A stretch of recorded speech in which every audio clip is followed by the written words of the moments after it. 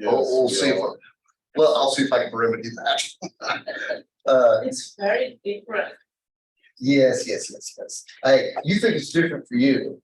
It's a lot different for me when I'm lecturing to the TV set or whatever. Okay, so we had just started talking about this business about cyclotomic and cyclic. I kind of gave some examples last time. And the last thing I think is probably worth repeating. If we have a field F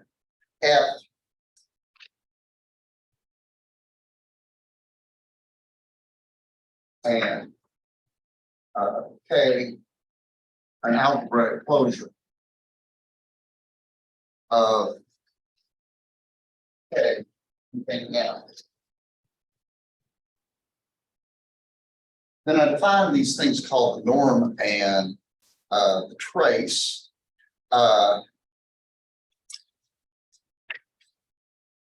Sigma I, 1 I, are distinct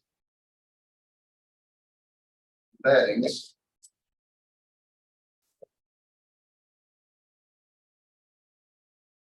of F A R.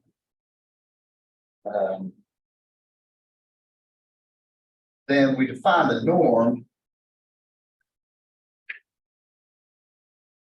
and pick some element given F. We define the norm of U to be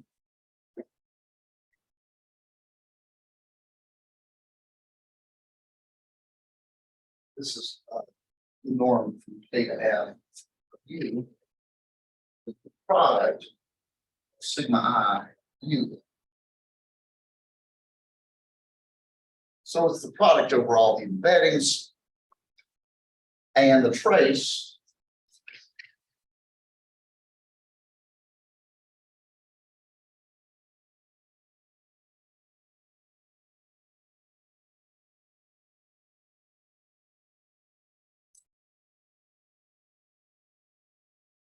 let me point out that F is Galois over K. And norm, respectively, trace is a product, respectively, sum of conjugates under the Galois group. Let me give you kind of a contrasting example. I'm gonna look at a couple of rules here. Just to kind of get warmed up. Let's look first at our old friend. So I'm going to look at this here. Q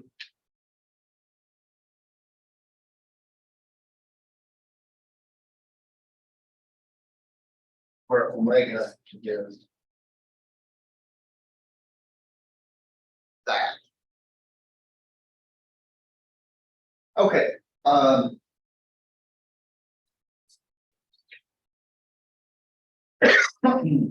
So let's talk about, hopefully I can clarify what I mean by these embeddings, right? And here,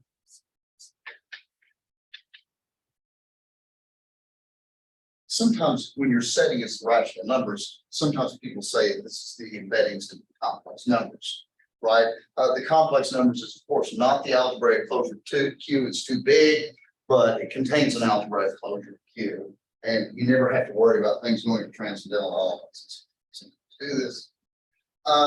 So embeddings.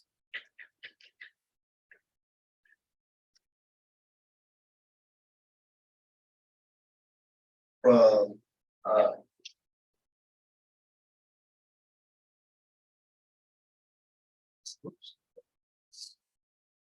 okay, this is kind of the old hat that we think about in the following sense.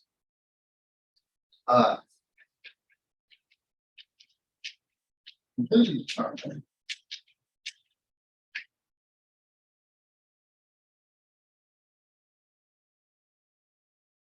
image of cube root 2. Because really, once you tell, I know everything in Q has to go to itself. And once you tell cube root 2 where to go, you completely determine the embedding from this Q bar. And basically, you've got 3 choices. You have signal 1 that takes Q2 or the cube root 2 and cube root 2. And this gives you the identity.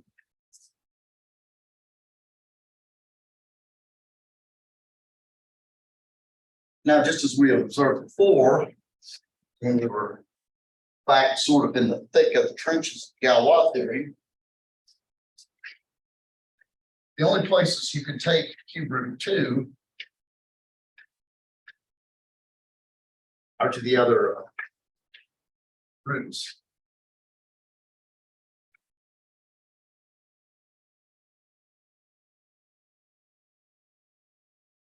That's it. Just those 3 embeddings. All right.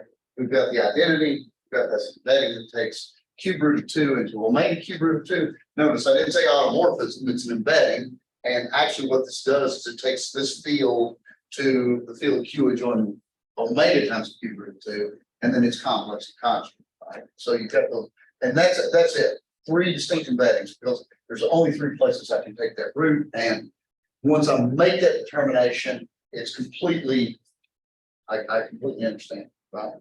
So, for example, if I wanted to compute the norm cube root of 2, it's just the product over these embeddings.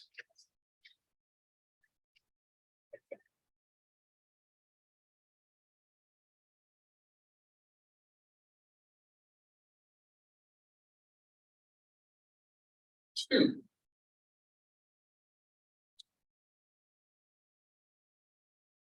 Just for fun, let's try something else.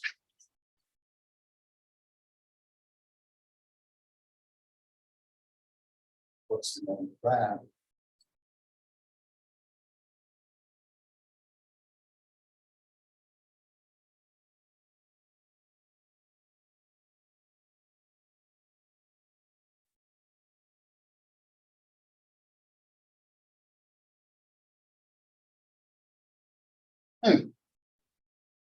That one looks yucky. But you know what? I am going to multiply this out. I'm going to go to the trouble here. And the first thing I'm going to do is I'm going to multiply these 2 conjugates, right? Because that might make my life better. When I multiply these 2 complex conjugate ones, I'm going to get 1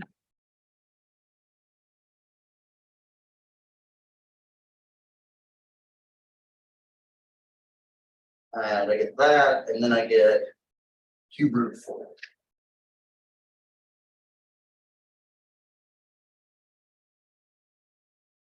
Now, let's look back at what omega is. What happens when you add omega to its complex conjugate? What do you get?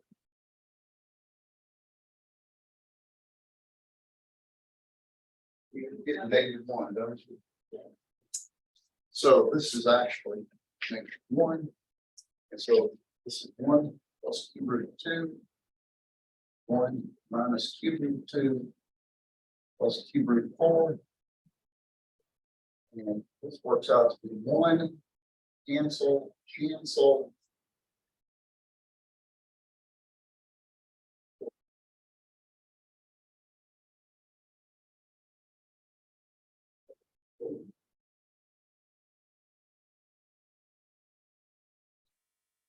How about this? Trace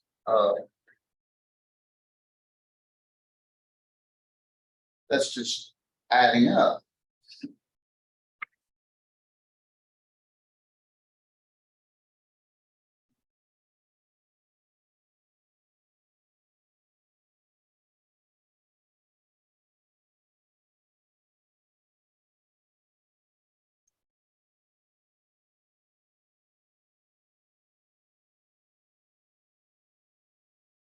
Okay. So this is equal to 1, 2, 3 plus 1 plus omega plus omega bar cube root of 2.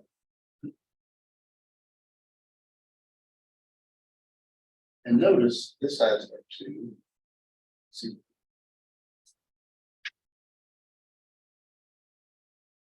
By the way, do you notice anything that's striking about? So I did 3 computations there. What's the common to all the answers?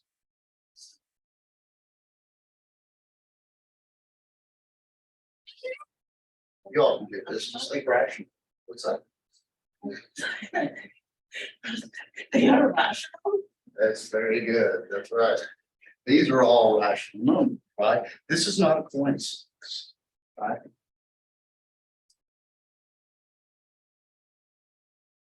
Let me make, before I move on, but make kind of, I want to also bring this one things here, right?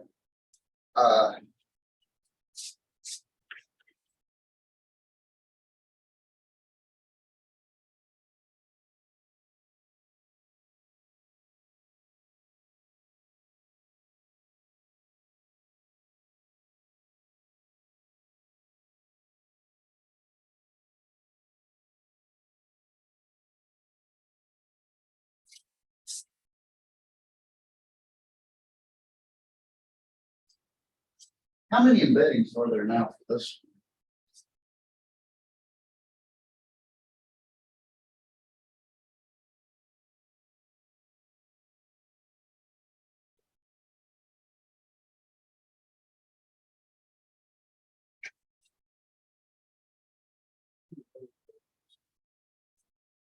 So I had 3 embeddings from here into the algebraic function cube.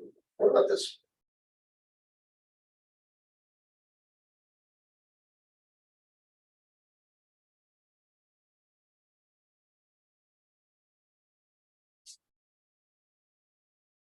Well, I could certainly do that. But is that it? I can think of one more embedding just off the top of my head from here into the algebraic closure that isn't any one of those 3. Complex conjugation. Because see, I can do stuff to the cube root of 2, and I can also do stuff with the omega. So basically, you're going to have these 3, and omega goes to omega, and you're going to have these 3, and omega goes to omega bar. Right? So you've actually got 6 embedded. Notice this should not be a surprise because the Galois group of this is S3, right? So there's 6. This one's actually Galois of the cube. And so as we say in the well, as I said in the original bit, that this should be essentially Galois group. So now, what is the norm? Say cube root of 2. Well, it is sigma 1 cube root of 2, sigma 2 cube root of 2, sigma 3 cube root of 2, and I've got 3 other embeddings times sigma 1 conjugate cube root of 2. And what I'm going to mean by this notation is this does what sigma 1 does to the cube root of 2, and then it also takes omega to omega bar.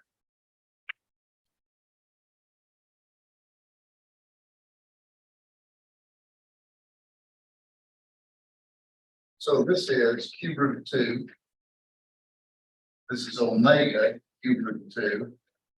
And this is omega bar cube root of 2. And then this one is going to be, if I take omega to omega bar, this is going to be also cube root of 2.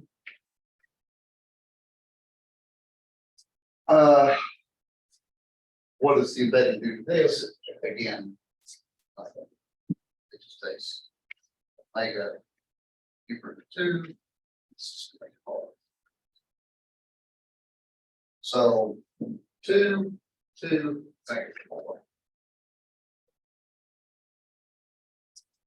Everybody okay?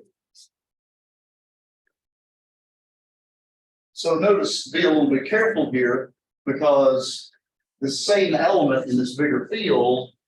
Here, I get a norm of 2, here I get a norm of 4, right? Because there's actually more embeddings. And really what happens in this particular case is you sort of repeat yourself, you square up. We'll see something, what happens in general.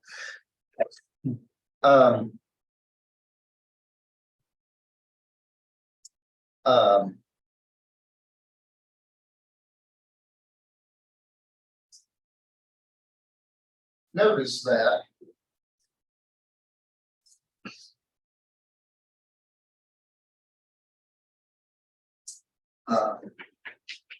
if F it's got a Y, okay. And I want to give you a theory that says something a little bit more general than this, but I want you to note this here. Then look at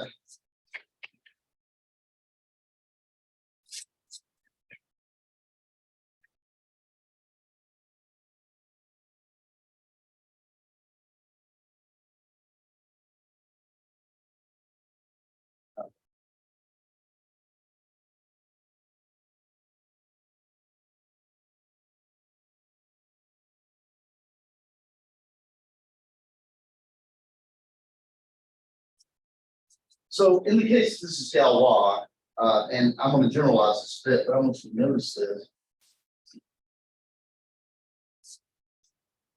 Take the norm of U, right? It's the product of all the companies.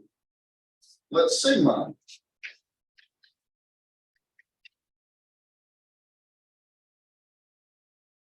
if you notice that sigma, now of course sigma is one of these in the list here, but I won't specify which one. Sigma of the norm of U is sigma sigma 1 U, sigma sigma 2 U, sigma sigma n U. Because when I apply sigma to this norm U, it's applying sigma to this product, and it's an automorphism. So sigma sigma 1 U, sigma sigma 2 U, etc. I agree. And this is a reordering of elements in Galois of that. Okay. Right. So for example, one of these sigma i's is the inverse of sigma, and that'll give you the identity, right? One of these in here is the identity, and sigma times that gives you sigma. Basically, what this does is this just induces a permutation of the elements Galois group. Right. And so this is really just norm U again. Right, because it's just again the product of the conjugates of U. If I agree with it. What does that mean? Well, that means that norm U is in fixed field of the Galois group of F of K. And that's K.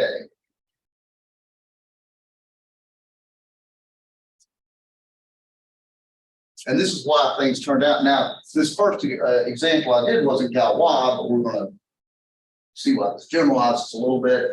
Second example sort of was, and that explains why the product of conjugates come out this way. And the trace, the proof is almost the same, except instead of multiplying, I've got addition there. Okay, any questions so far? Okay, so let me give you a theorem about normal trace.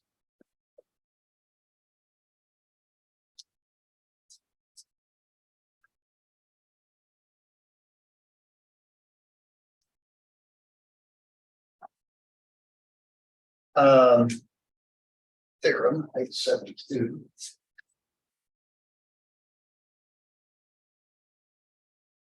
Oh, Laura, you were asking me if I was going to be in my office. I will be in my office, but I got to stop by and see you quick. So I think 5 minutes later. Uh, And that for everybody. So let F be finite over K and you distribute math.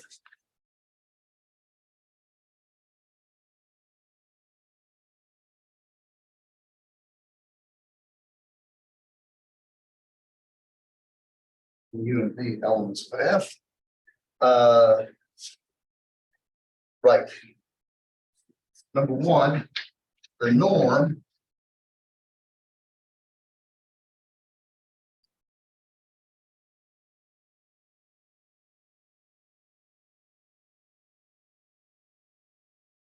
The norm is multiplicative and the trace is additive.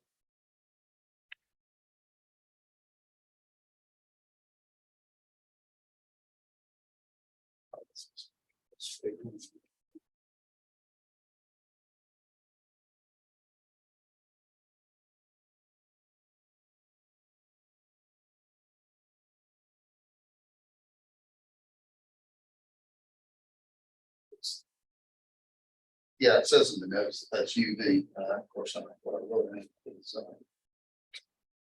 that'd be U plus V.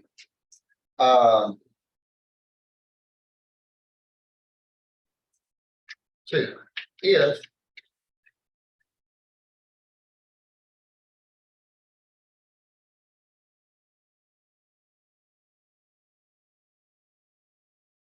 if the degree of the extension of F over K, because I did say that F is finite over K, is N and U is in K.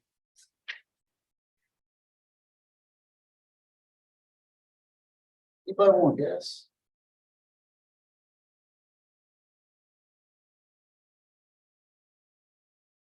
Well, this should be the product over all the embeddings of K at the algebraic closure that fix K. So since U is in K, you always get a U and you get it n times. And again, you get the same sort of thing happening. You always get U, but you get it n times added up.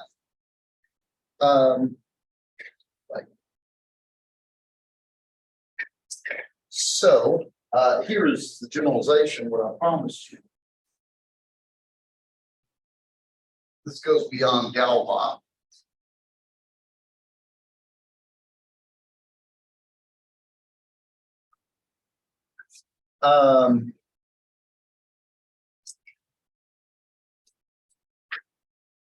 The norm and the trace are both in K.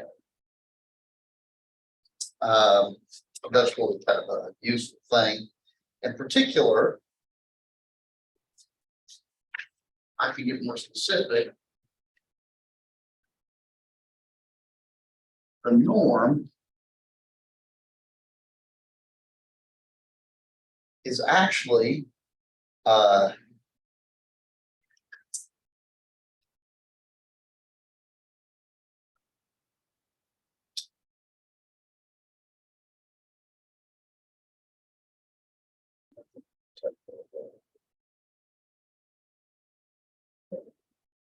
the norm is actually -1 to the nth power A0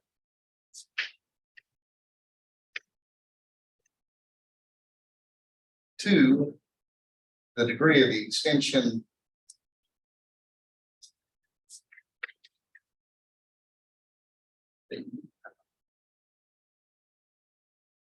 I haven't found any yet, but I'll tell you what that is in a moment. And this, of course, always in K.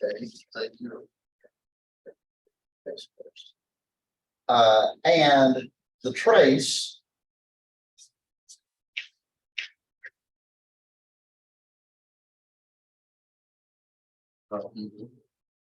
is equal to negative 3 of F over KU times AN -1. is also okay. So let me tell you what all these things mean, where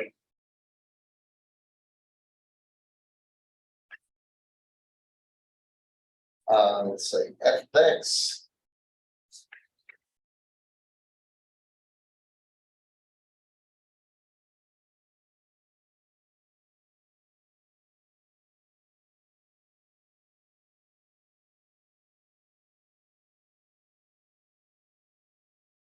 is the minimal irreducible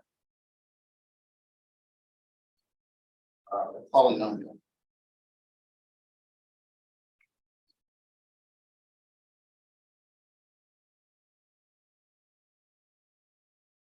Of u and kx.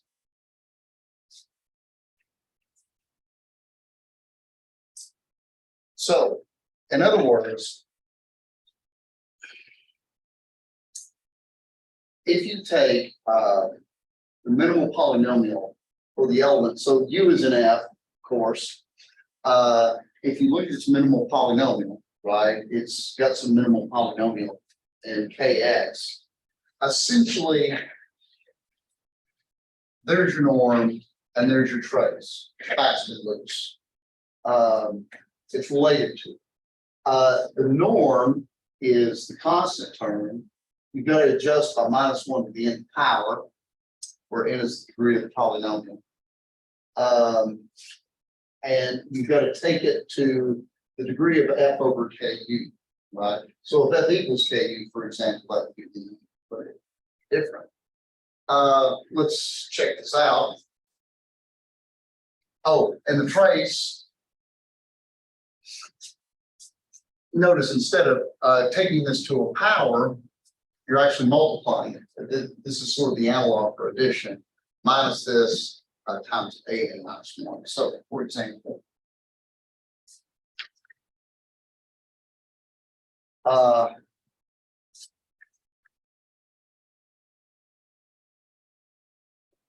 want you all to see this in action. So this is just like our other example here. Let's kind of take this apart here. The norm of the cube root of 2 was equal to cube root of 2 times omega cube root of 2 times omega bar cube root of 2, which is 2. Right. Now the polynomial and the trace was 0. You can do that computation, but this is cube root of 2 plus omega cube root of 2 plus omega bar cube root of 2. And remember, 1 plus omega bar is 0. Now the minimal polynomial is x cubed minus 2. Right. And here, the degree of f is equal to cube root of 2, which equals q times the cube root of 2, which is k here. So the degree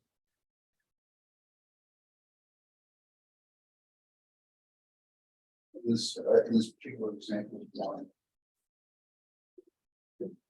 And so let's kind of check out how that matches up.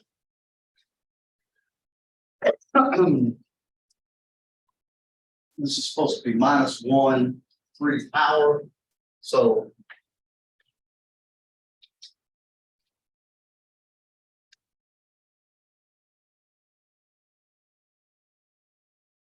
-1 to the 3 power times a0, which is -2. All right. So, I'm a little bit confused. In your example, you have Q is contained in Q at root 2. Then what's the last one? what are we looking at? This? Yeah. That's omega, the cube root of 2. Well, okay, but we're dealing with K and X, so why do we have a third field over here? Because I'm not to this one yet. I'm just looking at this now. And then I'm So this is a a big big separate example. That's right. That's right.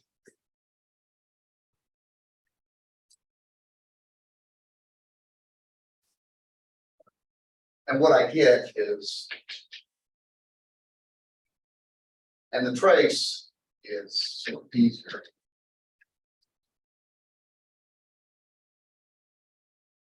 And since it's a zero, it's kind of easier. See, that's working out for us. But now let's go up to a slightly bigger one. So now I'll take the second part of this example. Let me call this big one. I'll call this one L.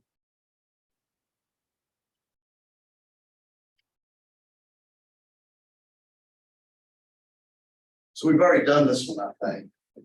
We got 4, right? And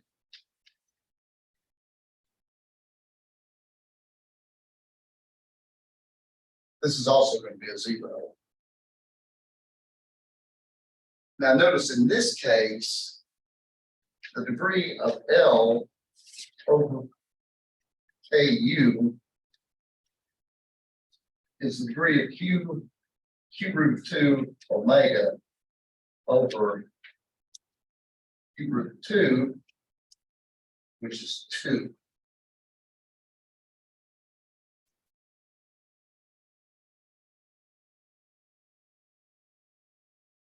And so to kind of check ourselves out, and of course the minimal polynomial is the same one because it's over the base field. So the norm could be -1 to the 3 times -2 all squared, which is 4, which is what we suspect. Okay. And the 0 one is again easier.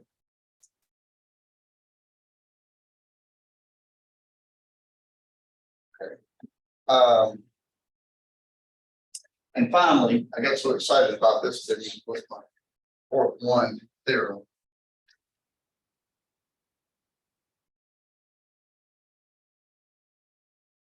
If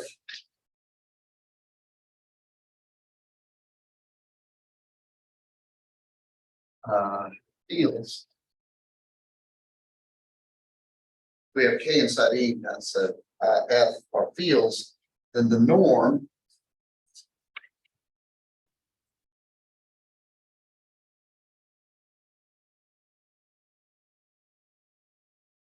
okay, so this plot should be okay. If you have the norm of this is the same thing as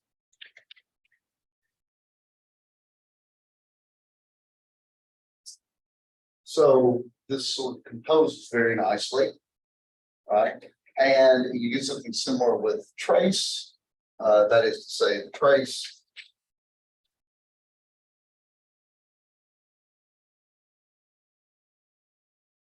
you take U and F, you find this trace down in E, then you apply the trace from E to K. It's the same thing as going directly from F to K.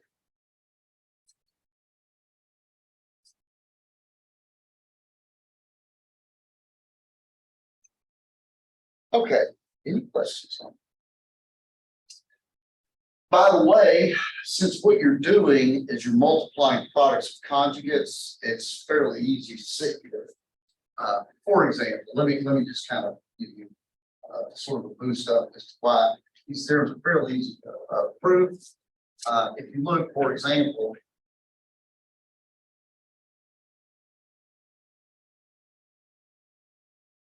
what is that? This is the product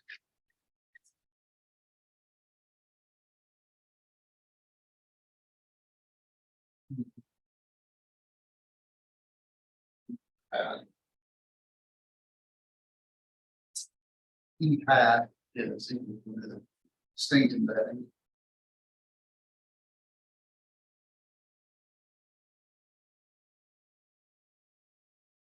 Into a bar. What is the norm of anything? Well, it's just the product over these embeddings, right? Plain and simple. But of course, each of these embeddings is basically a homomorphism. So this is the product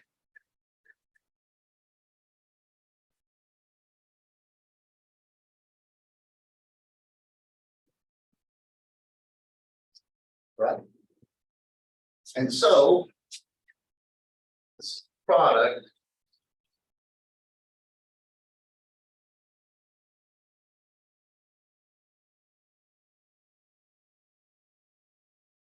and there you go.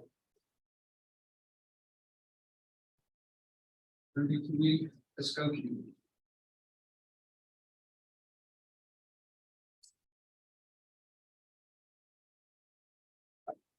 And the proofs of the other ones are very similar to this. Okay. So let me give you a definition of learning the sequel.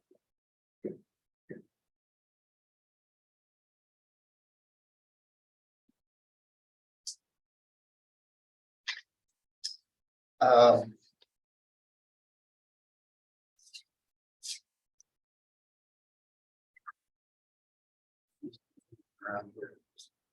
okay.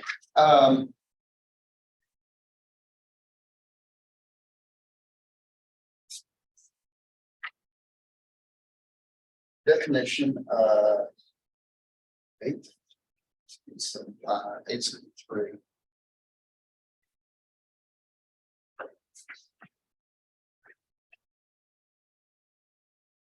Let S be a non-empty set of automorphisms.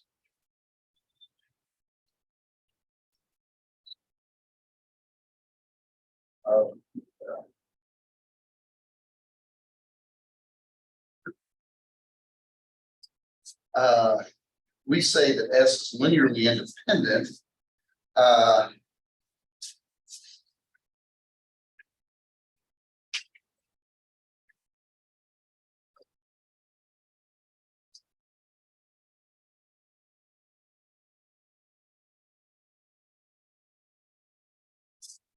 So what do I mean for a set of automorphisms? I mean, I know what a set of elements being linearly independent of the field is, or what about a set of automorphisms?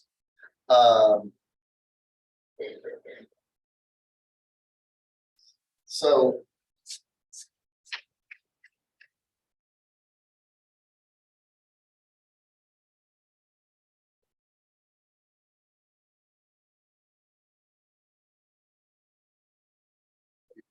yeah, sigma I, yes. So this is a collection of, given any arbitrary collection of n elements in F and n automorphisms in F, the relation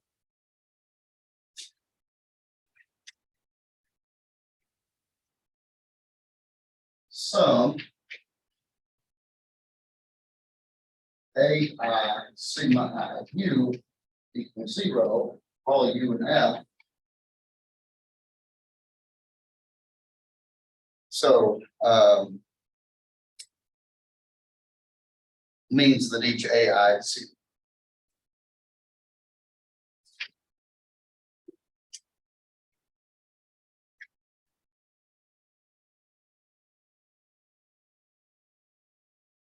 So what it means for the automorphisms to be linearly independent is if given any collection, if this relationship happens to be true, it holds for all u and field F, then that implies the only way they can happen is for each of the AIs to be 0. So it's similar to what you might expect it to be. And so let me point out the following, and that is that any distinct set of automorphisms are linearly independent.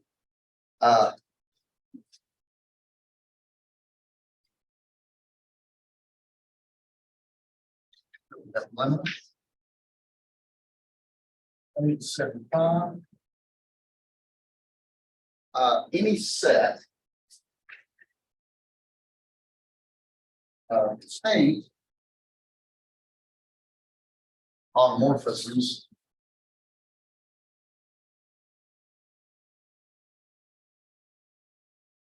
of field F any set is linear independent.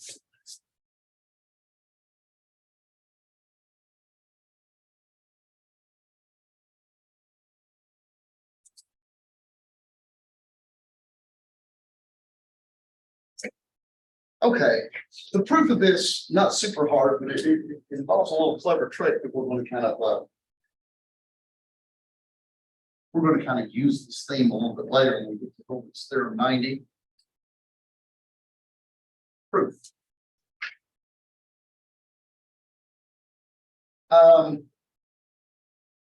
Let's suppose not.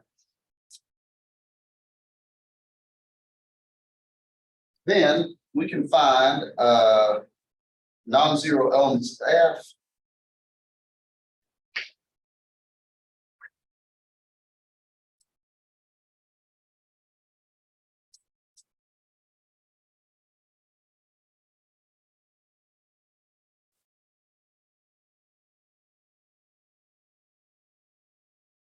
AI is F. And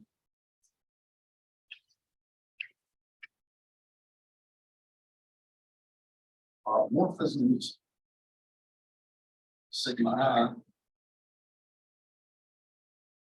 I such that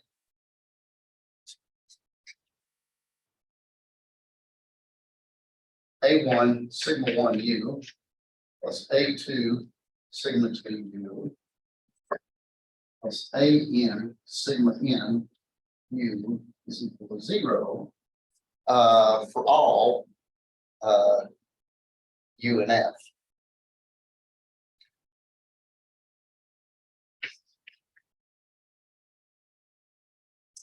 And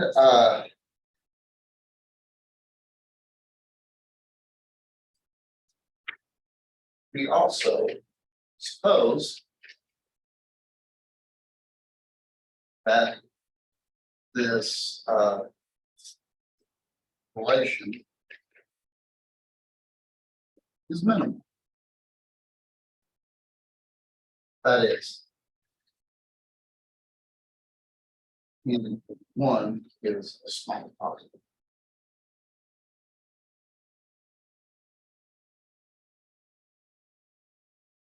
So among all possible sort of bad linear dependent relations among automorphism, I chose N to be the smallest one.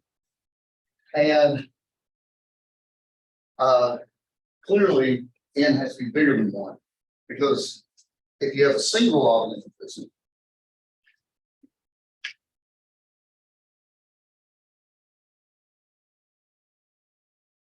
if there's a single automorphism, notice the sigma 1 is 1, which forces A to be 0. So this has to be, it has to be bigger than 1 for this, for us to have a hope of this happening. Now, we're assuming, of course, that these automorphisms are distinct, right? Because that's our hypothesis. So there must be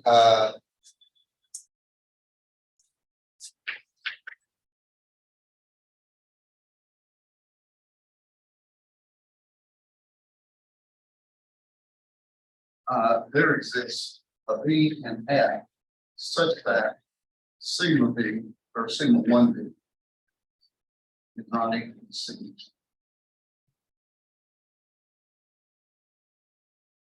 Otherwise, sigma 1 and sigma 2 are the same, which is a contradiction.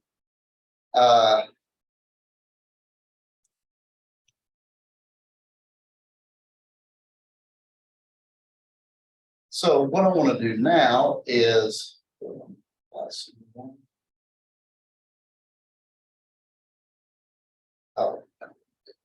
so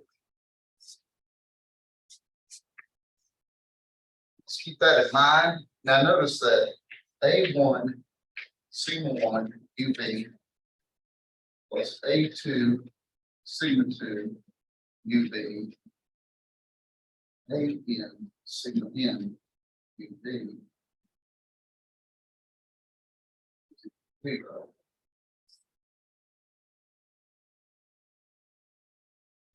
Which is, of course,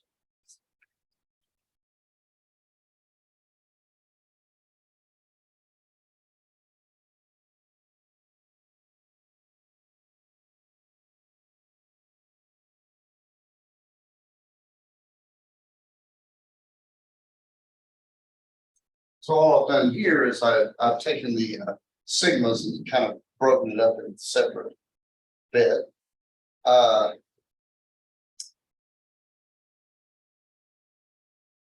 We also apply sigma 1v to this equation as well.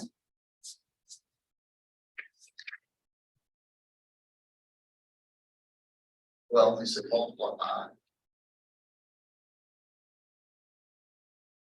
So I can do that as well. So I get A1 sigma 1u sigma 1v plus A2 sigma 2u sigma 1v plus AN sigma NU sigma 1v is equal to 0.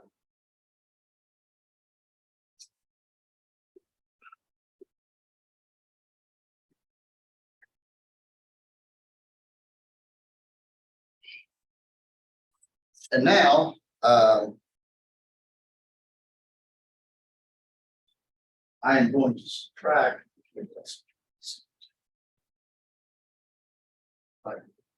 So I'm going to subtract this from this. Notice that if I subtract, these two are dead, right? And what am I left over with?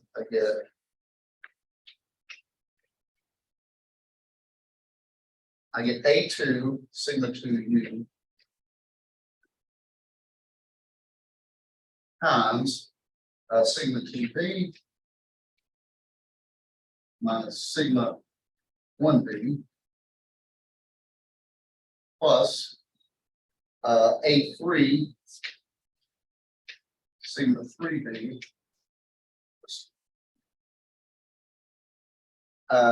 sigma 3b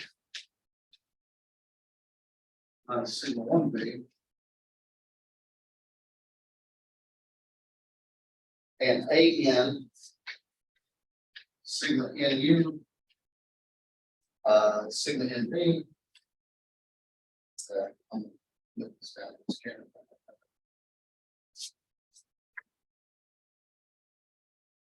AN sigma NU times sigma NB minus sigma 1b.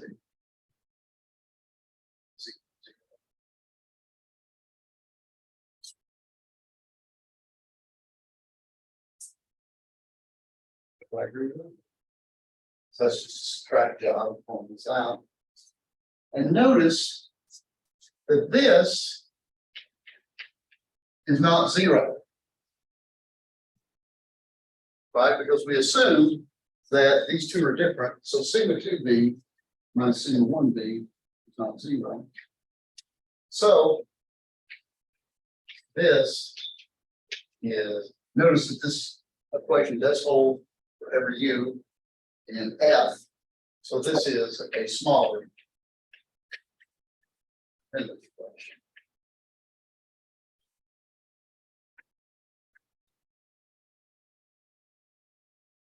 And that contradicts the minimality of our original n, because now we've got actually n minus 1 of these things. Here we have a sigma sigma 2u, sigma 3u. So we just need this. And notice these multipliers are all elements of F, because these are isomorphisms. And this one for sure is not 0. So that contradicts the minimality. Okay. Any questions on that?